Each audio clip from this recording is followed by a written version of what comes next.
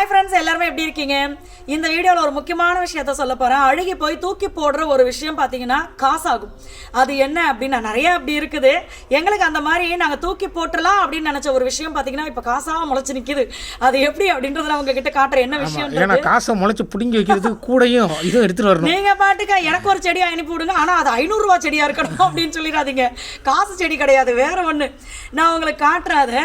ஆனால் அதுக்கு முன்னாடி பார்த்தீங்கன்னா நம்மளோட நாகாஸ் ஒன்லி நேச்சுரலில் என்னென்ன ப்ராடக்ட் இருக்குது அப்படின்றத நான் உங்களுக்கு கமெண்ட்டில் பின் பண்ணுறேன். கான்டாக்ட் நம்பரும் கொடுக்குறேன். எப்போவுமே நம்மளதில் பார்த்தீங்கன்னா தமிழ்நாடு பாண்டிச்சேரிக்குள்ளே ஃப்ரீ ஷிப்பிங் தான், கொரியர் சார்ஜ் கிடையாது. ஸோ நீங்கள் இதை மிஸ் பண்ணாமல் யூஸ் பண்ணிக்கோங்க.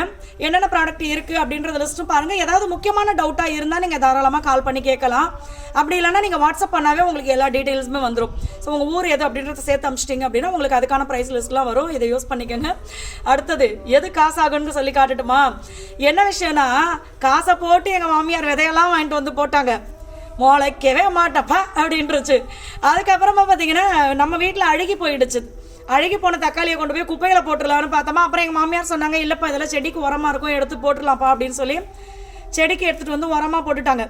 அது பார்த்தீங்கன்னா திடுக்குன்னு திண்ணையில் கிடந்தவனுக்கு வாழ்க்கை வந்த மாதிரி, திண்ணையில் கிடந்தவங்களுக்கு திடுக்குன்னு வாழ்வாங்க. அது மாதிரி இங்கே பாருங்க, எதிர்பார்க்கவே இல்லை.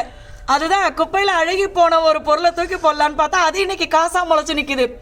இது இங்கே மட்டும் முளைக்கல, இதை எங்கேயெல்லாம் எங்கள் மாமியார் தேவையில்லைன்னு அது உரமாகட்டும் அப்படின்னு தூக்கி போட்டாங்களோ அங்கெல்லாம் முளைச்சி கிடக்கு. இன்னொரு இடத்துலையும் காட்டுறேன், எவ்வளோ அழகாக காய் வச்சிருக்கு பாருங்க. அப்போ அழுகி போன விஷயம் காசாக தானே மாறுது. இது வந்துச்சுன்னா எனக்கு கடையில் தக்காளி வாங்குற செலவு மிச்சம். அப்போ இதே பிடிங்க நான் குழம்பு வச்சுக்குவேன். அப்போ எனக்கு அது காசாக மாறி இருக்கு. இன்னொரு இடத்துலையும் காட்டுறேன். இங்கே பாருங்க, அடாடா நீங்கள் கூப்பிடாட்டிய நானே வந்துடுவேங்க. ரொம்ப நாளாக நீங்கள் எதிர்பார்க்குறீங்க, இந்த வர்றேன்ட்டு வந்துருச்சு. இந்த இடத்துலையும் பார்த்தீங்கன்னா நிறைய பூ விட்டு காய வந்துருச்சு பாருங்க. அதில் அழகா நிறைய செடி இது மாதிரி வீட்டை சுற்றி நிறைய அம்மா போட்டிருக்காங்க. நிறைய காய் இது மாதிரி தேவையில்லைன்னு தூக்கி குப்பையில் போட போனால் அதுவும் முளைச்சி நம்மளுக்கு வந்து காசு மாதிரி. இதுதான் அது காசு மிச்சம் தானே. அப்போ அது காசு தானே நம்மளுக்கு. ஸோ இந்த மாதிரி நிறைய விஷயங்கள் இருக்குது வீட்டை சுற்றி. அடுத்த இதில் நான் இன்னொன்று காட்டுறேன். அது வந்து விதவிதமாக முளைச்சிருக்கு. அது என்னன்னு நான் உங்களுக்கு காட்டுறேன்.